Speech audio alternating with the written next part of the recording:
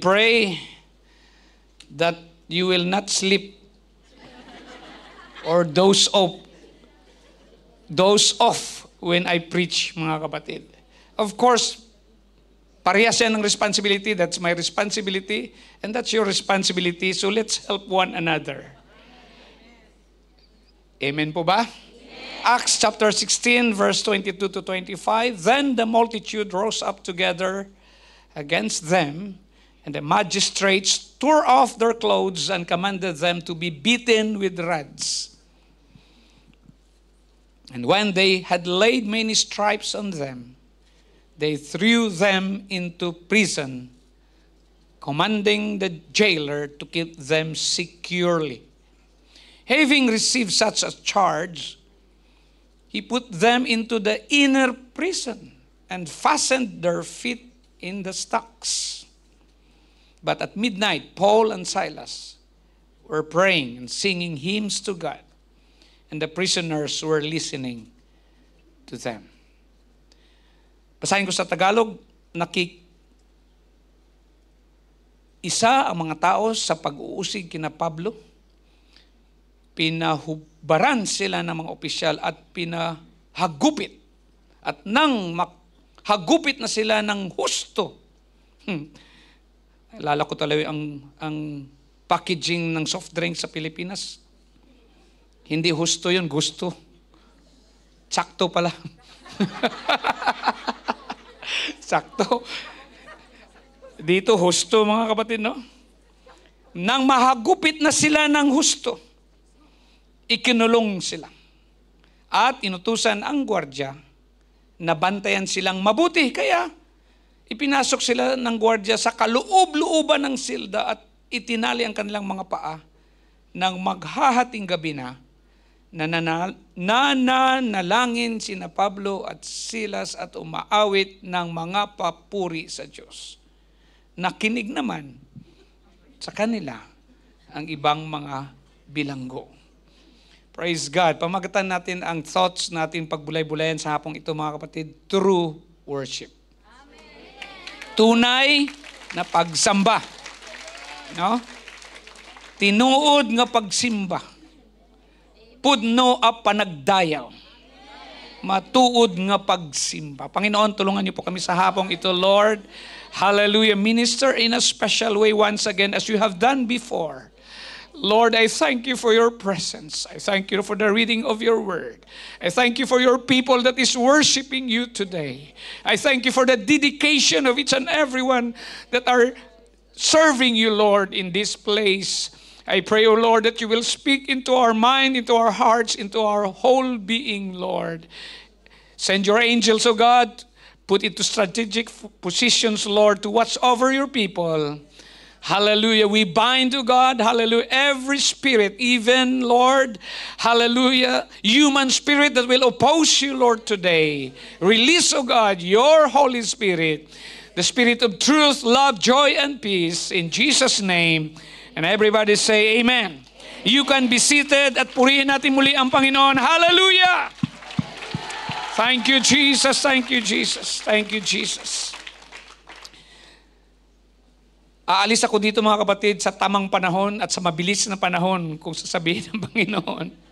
But have you ever wondered how Paul and Silas could sing praises? Hubad sila, mga kapatid. They were stripped, beaten, bloody, and clamped in stocks. Nakagapos, mga kapatid. Hindi ba kayo nagtaka? Minsan nakapagtataka, mga kapatid, ang mga binabasa natin. But we believe that the Holy Bible is the Word of God. That's why we believe it literally. Praise God. Hindi lamang ito history. Pabalik-balik ko nang sinasabi dito. Pero ang Biblia, mga kapatid, ito ay salita ng Diyos na pwede nating panghawakan. Pag narinig natin at nabasa natin, pwede natin panghawakan.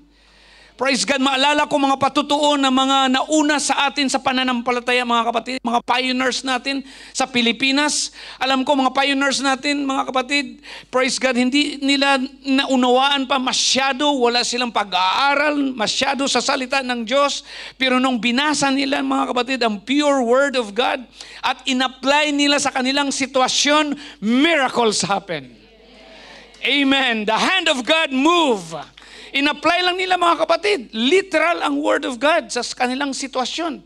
Nasabi ko na sa inyo noon, di ba, ang mga examples at uulitin ko.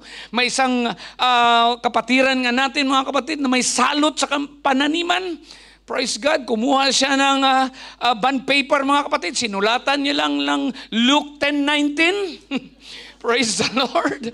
Hallelujah. At inilagay niya doon sa kanyang mga taniman, mga kapatid. Hindi nadala o naapektuhan ng salot ang kanyang taniman. Isa lang yan sa mga halimbawa, mga kapatid, na mapagkatiwalaan, maasahan at makapangyarihan ang salita ng Diyos. Praise God. At ang nakasulat dito, totoong nangyari. Kasama ang history.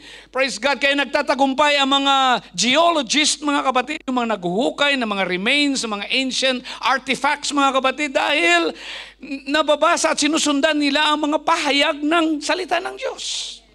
At sa teksto natin, mga kapatid, have you ever wondered how Paul and Silas could sing praises? Amen. Alam ko makarelate ang iba sa atin. Because nasa New Testament na tayo, we have the Holy Spirit, we have the Holy Ghost, and we experience the power of God, we receive the power of God. That's why kung anong problema yung hinaharap, mga kapatid, ay pwede tayong magalak. We can rejoice. We have joy from Jesus, mga kapatid, na kahit sa kalungkutan, anuman nating kalagayan, ay, praise God, makuha pa nating magpuri sa Panginoon. Praise the Lord. Hallelujah. Pero dito sa notes, mga kapatid, ang naisulat, praise God, nagawa nila noon ni Pablo at ni Silas, mga kapatid, because their worship was not based on their situation. Their worship was not based on what they like, mga kapatid, nagustuhan o hindi nagustuhan. It was based on who they love. Praise the Lord. I think I believe nandiyan, mga kapatid. Their worship was not based on what they like. It was based on what they love. Praise God. Hallelujah. When we talk about worship, there's a lot being said about worship in churches today. But Tabernacle of Joy, Joy Fellowship, tawagin natin itong TGF na lang. No, Tabernacle of Joy Fellowship. Tara, dire-diretso na tayo, mga kapatid. We are founded as a joyous, worshiping church. Malala niyo yung ating bishop, mga kapatid, at kanyang asawa? We are founded, mga kapatid, in exuberant in worshiping God. Praise the Lord. Hallelujah. At wag natin silang ipahiya, mga kapatid. Ngayon, nanonood sila kung paano tayo sumamba. Praise the Lord. Hallelujah. Especially yung may mga lakas pa ang kanilang mga tuhod. Kung kaya niyong tumakbo, praise God, we are making rooms for you to run. So please run when you worship. Please jump when you worship. Praise God. Yes, there are many forms or masasabi natin, mga kapatid, ang pag-worship, minsan luluhod, uupo lang, minsan umuupo ka na nakapikit ang mata, basta nakafocus ka sa Panginoon, ang heart mo at ang mind is in tune with Jesus, worship na rin yan. Praise the Lord. Ano man, mga kapatid, but this church was born in worshiping the Lord with exuberance. Praise the Lord. Amen. I think English yan, di nyo naintindihan. Sabihin lang natin, extravagant worship. Sobra-sobra. Amen. Praise the Lord. We have always emphasized the need to enter into God's presence and enjoy a sense of closeness with Him. Diba? Ini-emphasize niya ng ating bishop noon hanggang sa ngayon, mga kapatid. Minsan nagigilty ako, mga kapatid, dahil sabi ko, parang hindi ko na worship ang Panginoon na parang yung hindi ko pa nagawa. Minsan kasi, nagawa na natin magpalakpak. Yung iba, nagawa na nilang matumba. Yung iba, nagawa na nilang gumulong. Praise God. Yung iba, nagtatumbling. Basta gawin mo lang yan sa Panginoon. Maalala ko sa Chinatown, nasisira ang ating dingding doon. Kasi may mga nagpa-flying kick.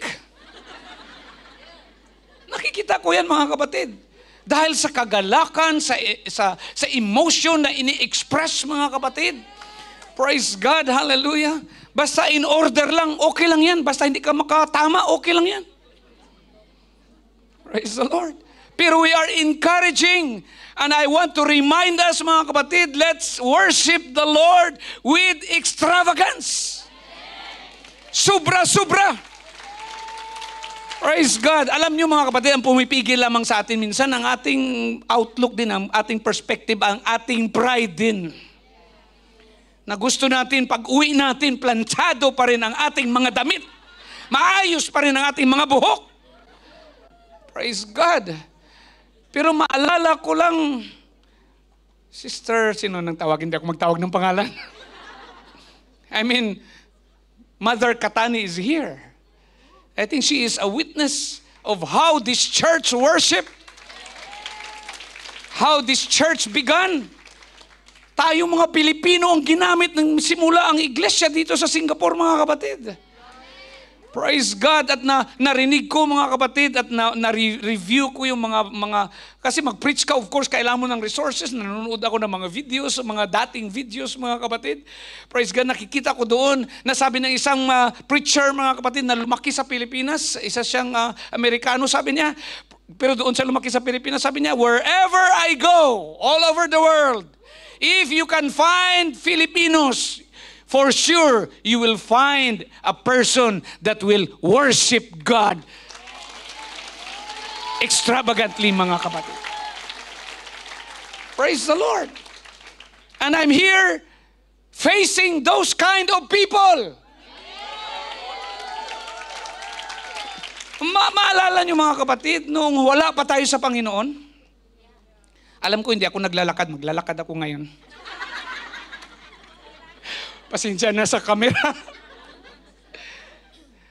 Noon, pag umattend tayo ng party, di ba, hindi maiwasan na sasayaw eh. No? Lalo na pag may nakikita mo doong girlfriend mo, inaay mo, di ba? Oh. Alam kong iba dito nagdi-disco pa eh.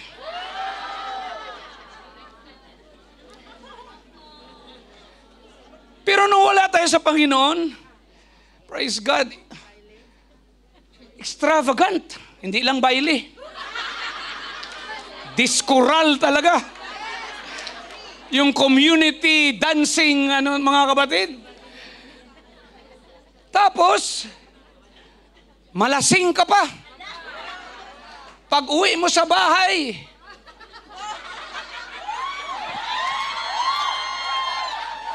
sira na ang damit.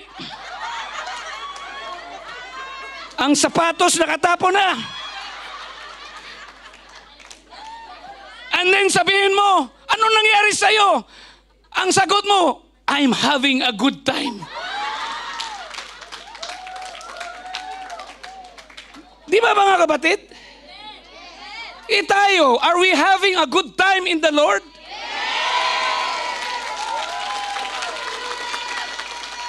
Pag uwi natin, ganun pa rin ang suot natin, planchado pa rin.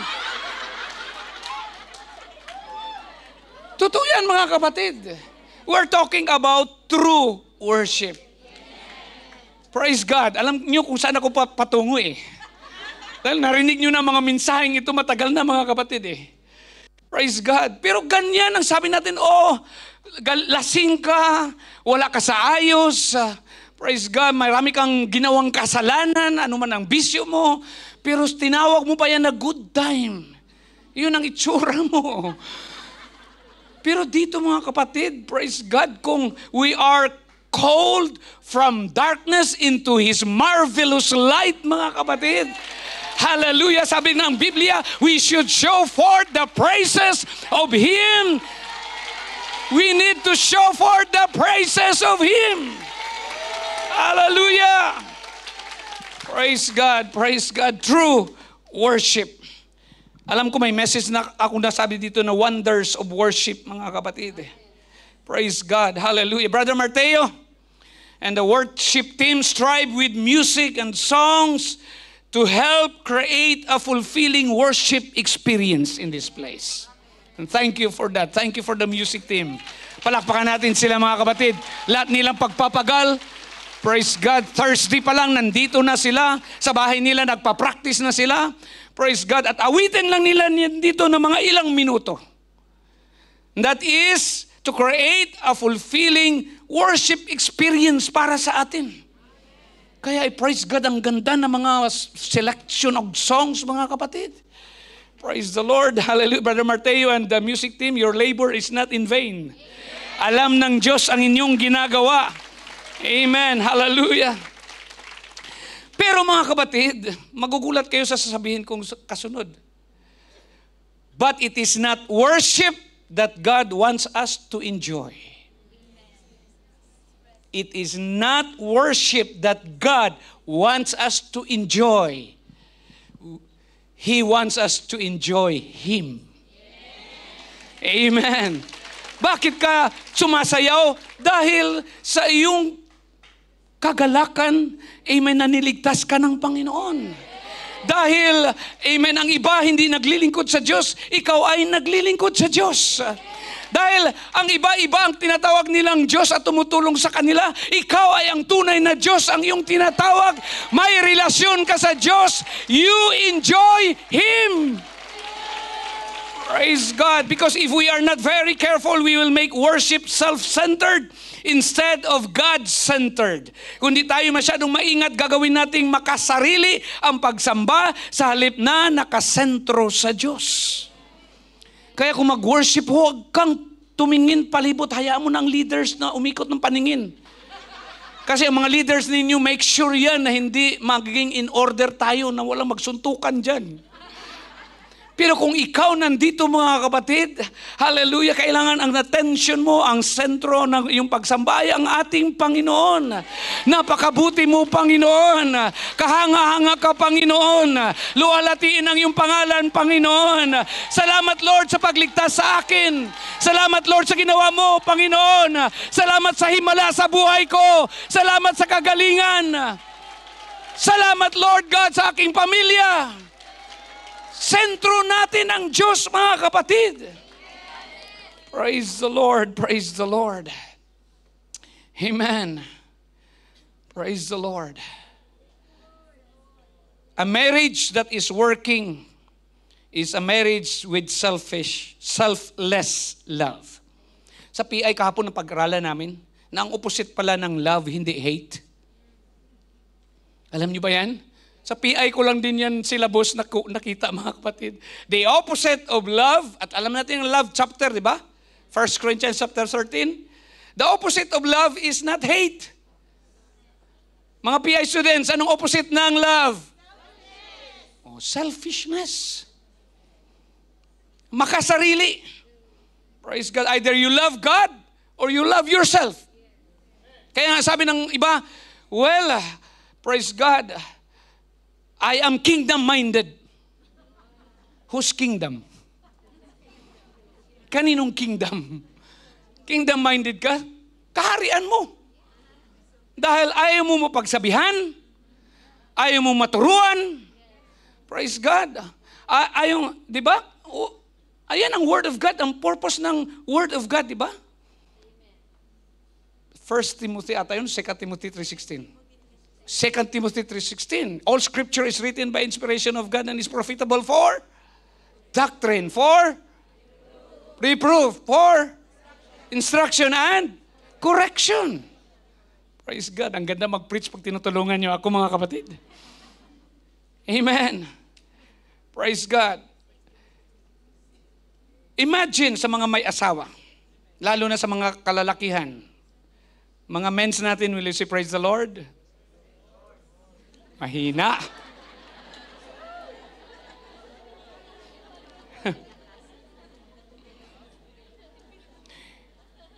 Hindi ba? I mean, sa mga mag-asawa na lang.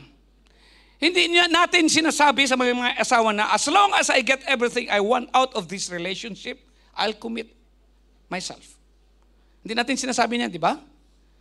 Kasi makasarili yan eh. Ano lang ang makuha ko lahat sa relasyon na ito, okay na ako. Hindi yan, hindi 50-50 ang marriage. Kung hindi 100-100. 100% of yourself plus 100% of the other half, mga kapatid. Praise God. So ulitin ko, a marriage that is working is a marriage with selfless love. But that's the attitude we often have to worship. Alam mo ba? Dapat yan ang attitude. Okay? Praise God. Worship is not a musical experience. Ulitin ko. It's a decision experience. Worship team can no more create a worship experience than an evangelist can create a salvation experience. Both worship and salvation are decisions. Sabihin mo sa katabi mo, salamat at nag-decide ka na pumunta. Decisions that only an individual can make. Ang pagsamba at kaligtasan ay mga desisyon. Mga desisyon na ang isang individual lamang ang makakagawa. If worship depends on others creating an atmosphere, then I am allowing them to make my decision to worship me. Notice, sinabi ko sa musicians, sa music team natin mga kapatid, it will just usher us. Tutulungan lamang tayo ng mag-create ng atmosphere na makapasok tayo doon, mga kapatid, sa pagpuri at pagsamba natin sa ating Panginoon. Praise God. Hallelujah. So worship cannot be put or boxed into a formula. Hindi lang ito mailagay sa isang formula. Kaya nga, ang daming messages sa worship eh. Its success does not depend on whether I sit or stand, lift my hands, run, kneel, mga kapatid, jump. My worship must be an expression of my relationship with God. That's why importante ang lyrics of the songs. Amen. Hallelujah. Importante din ang bigyan natin ng emotions because we are creatures with emotions. Amen. How about kung mag-whisper ka lang, basta mag-whisper ka kasama sa heart. Kasama ang iyong puso. Amen. Hallelujah. Worship is my response to God. Worship is a decision. And great worship only happens when someone decides to worship in spirit and in truth. Palakpakan natin ang Panginoon. Hallelujah! Now, Tabernacle of Joy, Joy Fellowship, TGF, is not just here to make you feel good. It is not a social club where we can get a feel-good feeling. TGF is not a forum where we can show off our gifts and talents. TGF was planned, thought up, envisioned by God long before we ever thought of it. TGF exists because it is God's will and desire. Amen. TGF ay pinlano, pinag-isipan, mga kapatid. Praise God. At umiiral ito dahil ito ay ang kalooban at hangarin ng Diyos. And God has a purpose, a goal, a dream, and vision for TGF. God is not trying to fit TGF in us, but rather fit us into TGF. Amen. Kaya, hindi tayo pinifit, hindi dapat mga kapatid, praise God, hallelujah. Paano ko ba yan sabihin sa Tagalog? Minsan pinipilit natin ang ating sarili eh. No? Ipinipilit natin na, ang Joy Fellowship dapat ganito yan. Di ba? May mga ganyan eh. Ganito hindi ganyan mga kapatid. Praise God. Tawagin na lang natin ang church. When we are converted into the family of God, when we are born again into the family of God, praise the Lord, hindi tayo mga kapatid ang masusunod sa mga alintuntunin, sa mga vision, mga binigay ng Diyos sa church. Kung hindi tayo ang susunod mga kapatid, tayo ang makibagay, tayo ang susunod, tayo ang makipag-isa. Praise God. God is not trying to fit the church into us, but rather fits us into the church. Praise God. Dahil gusto ng Diyos na mahubog tayo mga kapatid, na makita sa atin ang kanyang gloria. God has preordained the church, but He has not preordained who is in the church. Ibig sabihin, may napakalaking plano ang Diyos, mga kapatid. May direksyon na ang Panginoon. May kalooban na siya. Praise God. Hallelujah. At na plano na ng Diyos step by step kung ano ang mangyayari dyan. Praise God. Nasa tao lamang, mga kapatid, ang desisyon kung gusto niyang maging bahagi ng dakilang plano ng Diyos, especially na makibahagi sa katawan ng ating Panginoon, the church. The church exists to fulfill God's call on its life. Amen. May direksyon po ang church. May patutunguhan po ang iglesia, mga kapatid. That's why nangangaral tayo na balang araw kukunin ng Diyos ang kanyang mga anak, kukunin ng Diyos ang kanyang iglesia, ang simbahan, ang church, mga kapatid. Hallelujah. Dahil gusto niyang makapiling na ito hanggang sa walang hanggang katapusan. Praise the Lord, forever and ever. So if my worship, balik na ako sa ba ako mga kapatid. Praise God. The church exists to fulfill God's call on its life. God's looking for people to come into TGF and will live out His vision of what a church should be. Isabuhay ang kanyang vision or pangitain, mga kapatid, kung ano ang dapat ng isang iglesia or simbahan. So sabihin mo sa katabi mo, God has a vision for Joy Fellowship. Not my vision. Not Pastor Timothy Lee's vision. Amen. Hindi vision natin, mga kapatid. Not of any organizational vision, mga kapatid. God's vision for the church, for Tabernacle of Joy, Joy Fellowship, is to be the Antioch of the East in evangelism. Amen. Hallelujah. At banggitin ko ito, mga kapatid. Praise God. Hallelujah. Hindi ko nabanggit ito palagi kasi ang nakikita natin and exemplify natin, mga kapatid, is yung Antioch of the East lamang. I think, praise God, ang Tabernacle of Joy, Joy Fellowship, mga kapatid, is the launching pad and the training ground of missionaries.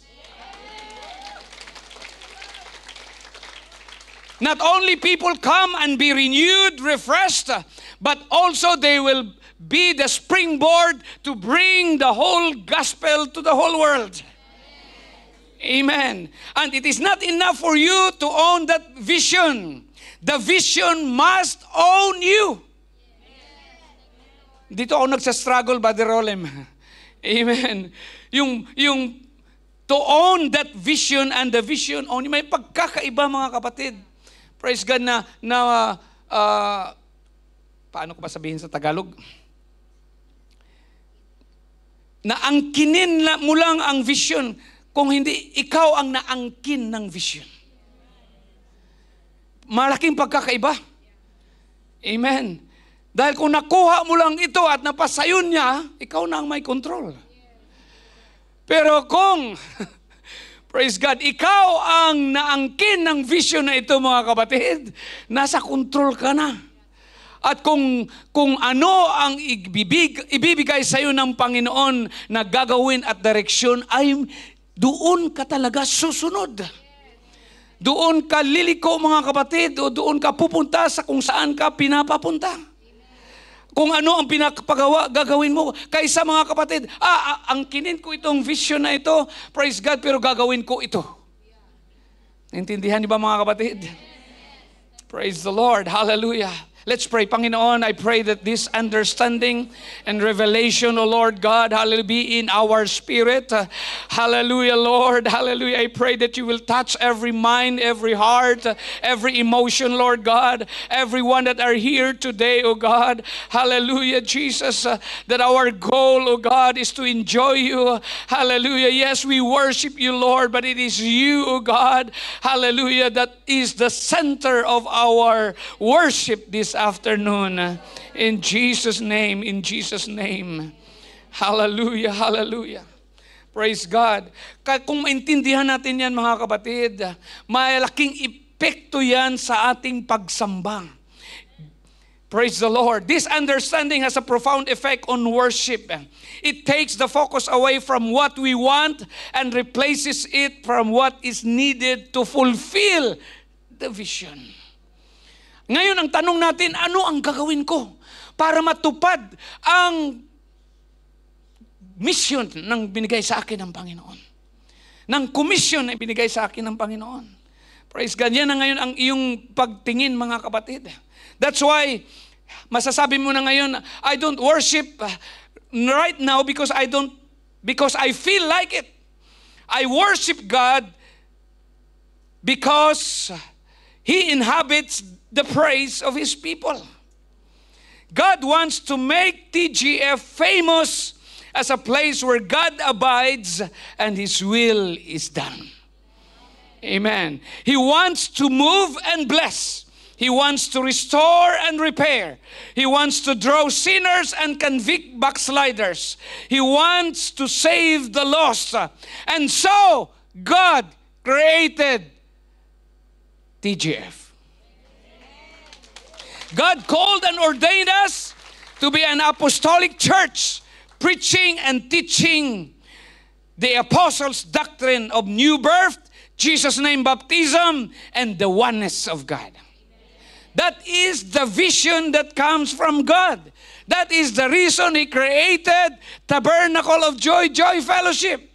And that is the reason, mga kapatid, we are here today because God wants us to be part of that vision and mission. Praise the Lord. Hallelujah. Praise God. At ano pa, mga kapatid? Ito yung pinapaalala sa atin ng Panginoon. God ordained that we would live holy, act holy, and dress holy. Naiwan ko ng iba sa inyo. TGF declares, mga kapatid, amen, hallelujah, that this is a church that God has ordained in these last days, mga kapatid, to make an impact to billions of lives. Praise the Lord, hallelujah.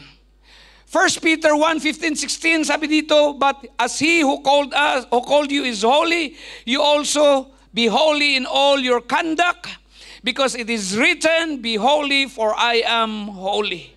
Sa halip kung paanong banal ang Diyos na tumawag sa inyo, dapat din kayong magpakabanal sa lahat ng inyong ginagawa sapagkat nasusulat, maging banal kayo sapagkat ako'y banal. Praise God. Have you noticed our ladies, mga kapatid? Especially our leaders, ministers. They have modeled modest clothing, mga kapatid, na kumpleto ang damit.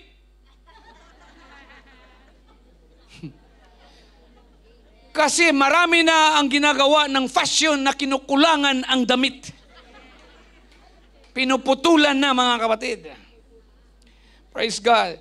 Because that is what God called TGF to be. Amen. Our ladies ministers modeled biblical adornment taken from 1 Timothy 2:8-10. Sabi dito ni Timothy, mga kapatid, I desire therefore that men pray everywhere, lifting up holy hands without wrath and doubting. In like manner also that women adorn themselves in modest apparel with propriety and moderation, not with braided hair or gold or pearls or costly clothing, but which is proper for women professing godliness with good works. Hindi niyo naintindihan, Tagalogin ko. Gusto kong sa lahat ng pagtitipon-tipon ay manalangin ang mga lalaki. Men, nananalangin ba kayo?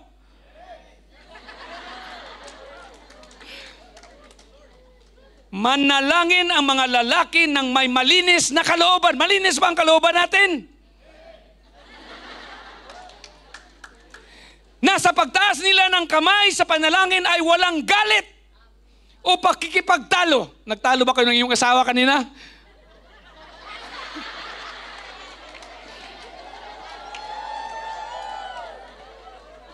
Kaya iwan nyo na sa bahay. Kung nagtalo kayo, iwan na doon. Hindi naman maiwasan. Ganyan talaga ang dalawang nilalang na hindi parihas ang pag-iisip. Nagsama. Pero kung magpuri daw tayo, tinatawag yan ng worship ng Panginoon kung walang pagkikipagtalo. Walang galit. Na itinataas ang kamay. Amen. Verse 9. Gusto ko rin na maging maayos at marangal ang mga babae sa pananamit nila. Ang iba kasi matagal na, hindi pa rin naintindihan. At iwasan ang labis na pag-aayos ng buhok. Ang kabaliktaran niya ng iba, walang ayos ang buhok. Yung iba, putol na ang buhok, kaya wala nang iayos. Bato-bato sa langit, mga kapatid, patawarin niyo ako. This is the word of the Lord. Amen. Iwasan ang labis na pag-ayos ng buhok at pagsusuot ng mga alahas o mahaling damit. Patay ang sien nito.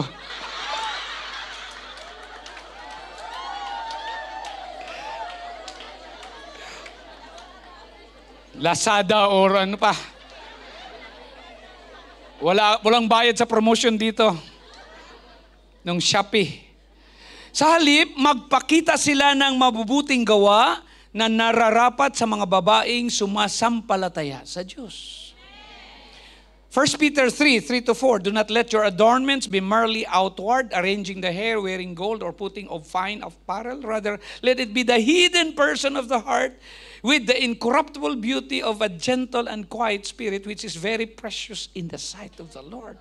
Kung gusto niyo maging maganda, gusto niyo ba maging maganda, mga kapatiran naming babae? Huwag sa panlabas lang. Tulad sa pag-ayos nyo ng buhok na nilalagyan ng mamahaling alahas at pagsusuot ng mamahaling damit. Sa halip, pagandahin ninyo ang inyong kalooban, ang mabuting pag-uugali na hindi nagbabago. Maging mahinhin kayo at maging mabait. Kung sa Ilonggo pa, hindi maging baraghal. Maging mahinhin. Huwag mag-action na parang lalaki. Ang iba, hindi lang action, mag-ayos pa, no? Nandito. Ito ang mahalaga sa paningin ng Diyos. So, sir, your beauty should not come from outward adornment. Amen. Yun sinabi ni Apostle Paul and Apostle Peter. Sinasabi nila, we want women to dress modestly, with decency and propriety, not with elaborately braided hair or gold or pearls or expensive clothes. In our version, parang sinasabi ni Apostol Pablo, mga kapatid, your beauty shouldn't come from expensive beauty products. It doesn't come from Maybelline. Maybelline. Maybelline pala. It doesn't come from L'Oreal. Estee Lauder. Fenty Beauty. Dior.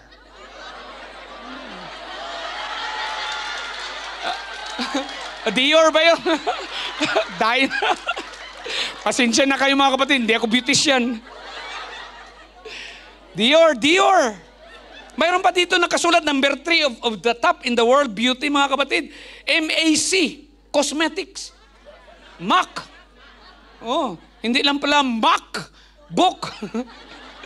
May MAC Beauty rin pala. Tama yan mga kapatid. Praise God. Ang pinag-usapan natin, true worship. Yung katanggap-tanggap sa Panginoon, yung ma-enjoy natin siya. Praise God. I reckon mga kapatid, maybe this is not the calling for all churches mga kapatid. Dahil may mga churches naman na bahala na sila. Di ba? But this is God's calling to TGF. He called us to be separated and sanctified. So kaya nga, dito ako nahirapan magpaliwanag. Sabi ko kay Brother Rolim kanina. Paliwanag. Are you trying to fit TGF into your mold? Or are you letting TGF fit you in its mold? Ang church may mold. Ang batayan natin, Word of God. Ang Word of God, i-apply natin sa ating buhay. At makita sa ating buhay ang pagbabago at pagkakaiba sa sanlibutan. We should not forget that we are called to be salt and light. Matthew 5:13-16. You are the salt of the earth. But if the salt loses its flavor, how shall it be seasoned? It is then good for nothing but to be thrown out and trampled underfoot by men. Verse 14, you are the light of the world. A city that is set on a hill cannot be hidden, nor do they light a lamp and put it under a basket, but on a lampstand, and it gives light to all who are in the house. Nandito, inano ng Panginoon ang gamit, praise God, bilang mga anak ng Diyos, we are the salt and the light, at ang gamit narito mga kapatid. So sabi niya sa verse 16, so let your light so shine before men, that they may see your good works and glorify your Father in heaven. Yung pagsunod pala natin sa Biblia mga kapatid, hindi lang din yan para sa atin, hindi makasarili ito. Hindi rin ito para sa ating health. No? Hindi rin ito para purihin ka, para ma-hire ka, para mataatasan ka ng sahod. Hindi ito para dyan, mga kapatid. Ang ginagawa natin para mag-glorify ang ating amang nasa langit. Amen. Some people were offended by Jesus' strictness and extreme commitment level. But he didn't lower this standard, and thousands still flocked to him. Hindi binaba ng Diyos ang kanyang standard, mga kapatid. Dahil based yan sa moral purity, mga kapatid, ng ating Panginoon. Bagkus ang nangyari, mga kapatid, doon pa mismo dumami ang kanyang tagasunod. Amen. Some people were offended, but still thousands. So may mga na-offend man sa atin mga kapatid, pero wag nyo silang pagtuunan, praise God, ng pansin. Magtuon kayo ng pansin sa mga tinatawag pa ng Panginoon sa pamamagitan natin mga kapatid. Praise God. And one thing I noted mga kapatid, I noticed, not only noticed, but I experienced mga kapatid, that no revival ever started with loose casual expectations. It's always been with hot-fired, mga kapatid, commitment to the Lord. Walang revival, mga kapatid, sa status quo. Amen. Lahat ng mga revival, basahin natin sa Bible, sa history ng Christianity into the whole world, mga kapatid, nagsisimula sa nag-aapoy na pananampalataya. Praise God, ng isang tinawag ng Diyos, mga kapatid. Hallelujah. At mataas ang kanyang ekspektasyon at mataas din ang pamumuhay niya, ang uri ng kanyang pamumuhay. Praise the Lord. Matatapos na ako. Salamat sa Panginoon. So we don't just worship without clapping and singing. We worship when we fulfill the will of God. For our worship to be a response to God, it must be a reflection of His will and through our lives. Amen. Di ba may reflection, may tinatawag mga kapatid na expression. Di ba? Mga kapatirang lalaki, will you say praise the Lord? Pag nag-express kayo ng pag-ibig sa inyong asawa, sapat na ba ang magsabi, I love you? Tanungin ko ang mga asawang babae. Dapat yan palang tinanong ko, hindi sila eh. But hindi sapat, di ba? Men should provide for the basic needs of the family. Sabi ng I love you, walang makain.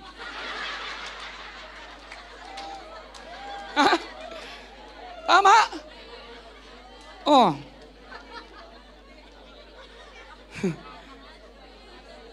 Men, hindi lang gawain ng mga babae ang mag-alaga sa mga anak. Praise God. Salamat, Brother Melvin, nagtutulak ng stroller. Tama yan. Praise God. Englishin ko daw. Thank God, Brother Melvin is pushing. Tama, sabi niya. Intindihan niya eh. I give in to them, Brother Melvin. Praise God. Di ba hindi lang sapat ang pagsay ng mahal kita? Amen. Nag-aayos ba yan sa kusina, Sister Steph? Hindi man, ang ibang tao kasi hindi man nagluluto eh. Ibig kong sabihin, pag sira yung kalan, kung hindi man siya mag-ayos, at least tatawag siya na mag-ayos.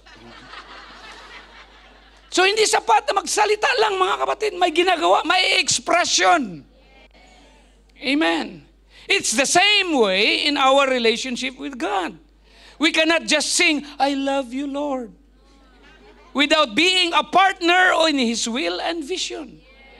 Pag sinabi mo, Lord, I love you, bahagi ka na ng dakilang gawain ng Panginoon. Bahagi ka na ng ekspektasyon ng Panginoon. Praise God. Hallelujah.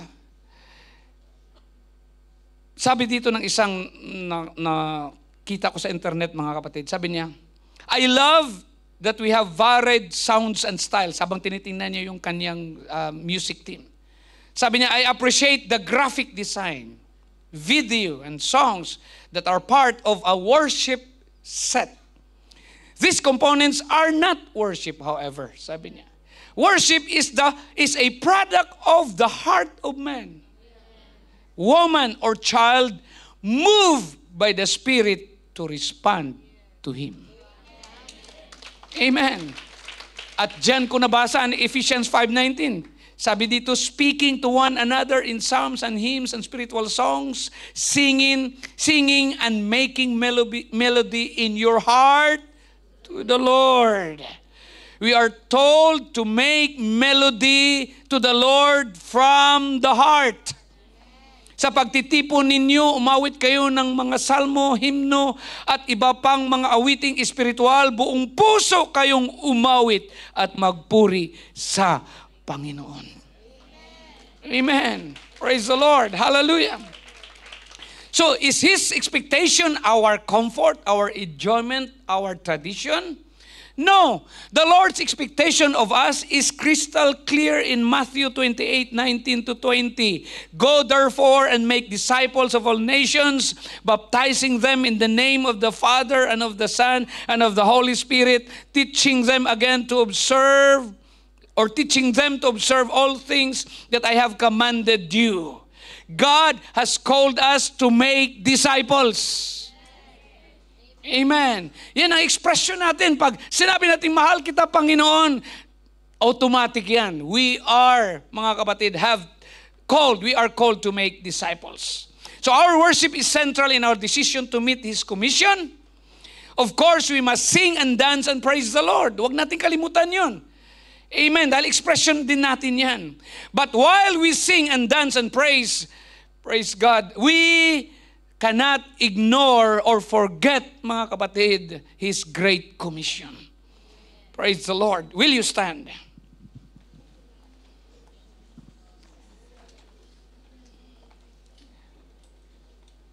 Habang pinagbulay-bulayin ko ito, mga kapatid, sometimes when we go to church, we get lost in enjoying the showers of blessings that come through our relationship with God. Kaya nga sabi ko, may direction tayo at palalahanan tayo. Amen. Ang buhay, mga kapatid, hindi lamang, sabi ni Bishop Willoughby noon, life is more than standing under the shower. Yun ang sabi ni Bishop Willoughby, na alala ko. Sabi niya, life is also getting dressed and going to work. Sa ang buhay daw, hindi lang nag-enjoy ka doon, naliligo ka under a shower, pero kailangan mong magbihis, matapos yan, tapusin mo yan, at magtrabaho. Amen. Magbibihis ka din at papasok sa trabaho. So our worship should translate into doing the will and the work of God. If we truly worship, it will be translated, mga kapatid, into doing the will and the work of God. Praise the Lord. Sinong naglalaro dito, nakakita ng laro ng football? Minsan may mga panahon nga na kung wala ang amo ninyo, iniimbita nyo ako para manood ng football. May mga times, no? Praise God. Nothing wrong with that, mga kapatid. Praise the Lord. It's friendship, kung may mga kaibigan ka, may mga passion sila kung saan man, or get together, mga kapatid. Pero, may nakita pa kayo sa football na kung saan, sa inyong panonood, na sinakluluhan nila yung nag-cramps ang paa?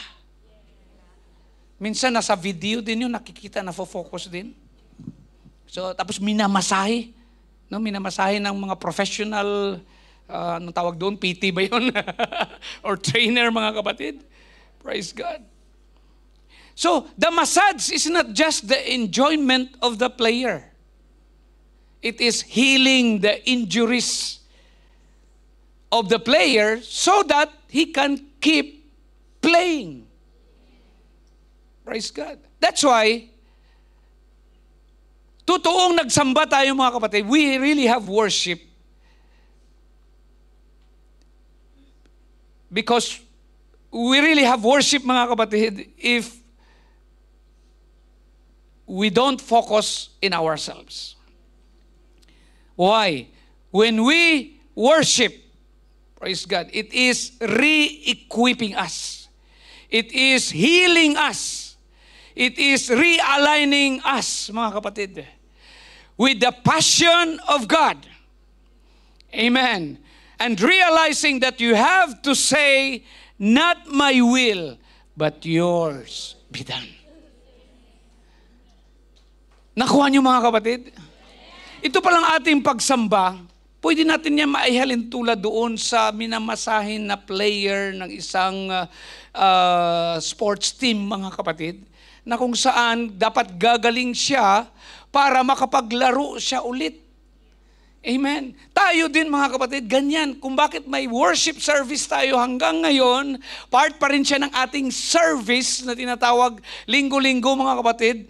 Praise God. At kahit na sa ating care group topic, may worship tayo doon para maka-realign tayo, maka-refocus, and then re-equipping, mga kapatid. Praise God, upang magawa natin ang kanyang kalooban. Not my will, but yours be done. So what's the conclusion? We can't truly worship and remain. Ito pala, mga kapatid. We can't worship God truly and remain unchanged. Amen. Hindi natin kayang sambahin ng totoo ang Diyos at manatiling hindi nagbabago. Praise the Lord. As we worship Him, we come to understand His heart and we start to share His passion. Last scripture, Romans 12:1-2. I beseech you therefore, brethren, by the mercies of God, that you present your bodies a living sacrifice, holy, acceptable to God, which is your reasonable service. And do not be conformed to this world, but be transformed by the renewing of your mind, that you may prove what is that good and acceptable and perfect will of God. Kaya nga, mga kapatid, alang-alang sa habag ng Diyos, pakiusap ko sa inyo na ialay ninyo ang inyong mga katawan bilang handog na buhay, banal at kalugod-lugod sa Kanya. Ito ang Kanyang karapat-dapat, ito ang inyong karapat-dapat na pagsamba. Huwag kayong makiayon sa takbo ng kapanahonang ito, sa halip hayaan ninyong baguhin kayo sa pamamagitan ng pagbabago ng inyong pag-iisip. Sa gayon, mapapatunayan ninyo kung alin ang mabuti, kalugod-lugod, at ganap na kalooban ng Diyos. Let's pray. Panginoon, marami pong salamat, Diyos. Hallelujah sa iyong salita, Panginoon. Mangusap ka sa bawat isa sa amin, Lord. Hallelujah. You, hallelujah, alone knows, O God. In the Spirit, Panginoon. Sometimes we ourselves, we don't know what is going on in our spirit, Lord. We don't know, God, hallelujah, that we have been wounded, Lord God. That we have been attacked. Hallelujah. Jesus, hindi namin, Lord God, sukat na maisip, Panginoon. Hallelujah, ang kalagayan ng bawat isa sa amin, Lord God. But ikaw ang nakakaalam ngayon, Panginoon. Ikaw ang nakakakilala sa amin, Lord. Higit sa lahat, Lord God. At higit sa aming sarili. Lord, hallelujah, Jesus, hallelujah, mangusap ka sa bawat isa. I pray, O Lord God, hallelujah, Lord, nasusuko kami sa iyong kalooban, Panginoon, upang maiayos mo ang dapat ayusin, mabago ang dapat baguhin, Panginoon. Hallelujah, gagaling ang dapat pagalingin, Panginoon. Hallelujah, at pagpalain, Lord God, ang iyong mga anak, Lord, like never before. Salamat, Lord, sa iyong salita, Panginoon. Hallelujah, Jesus. Salamat, Lord God, sa pagtago niyo po sa akin, Panginoon, sa iyong likuran. Hallelujah, manatili lamang, Panginoon, ang iyong salita sa puso ng mga nakikinig sa oras na ito, Lord God. Abutin niyo po ang bawat isa, Lord God. At kasama, Panginoon, na makarinig, O Diyos, ng pangangaral na ito. In Jesus' name I pray. Amen. The altar is open, mga kapatid. Iniimbitahan ko ang lahat na first-time guests. We want to pray for you. Hallelujah, hallelujah. Praise the Lord. We can play a music, mga kapatid, if you like. Praise the Lord. Hallelujah. Hallelujah, Jesus. Huwag natin sayangin ang panahon, mga kapatid. Hallelujah, ang Panginoon. Hallelujah, ay nais tayong kausapin bawat isa sa atin. Hallelujah. Dalhin ang bisita dito sa harap, facing me. Amen. Counselors, face them. Praise the Lord. Hallelujah. Sige, mga kapatid, hindi ito ang first time nyo probably sa altar call. Hallelujah. Pahintulutan mong kausapin ka ng Panginoon. I believe may pangungusap ang Diyos, may salita ang Diyos sa bawat isa sa atin. Hallelujah. Sa bawat isa, kailangan natin manalangin sa oras na ito at dumulog sa Kanya. And all of us may start by praying a prayer of repentance. Panginoon, hallelujah. Jesus, dinudulog ko